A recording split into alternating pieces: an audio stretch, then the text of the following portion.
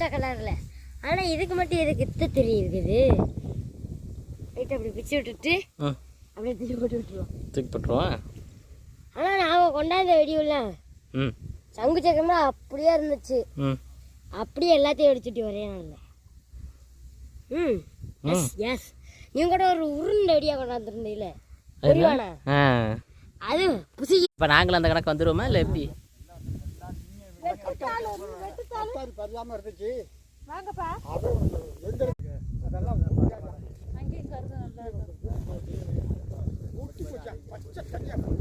அது வந்து தள்ளிட்டுருச்சு.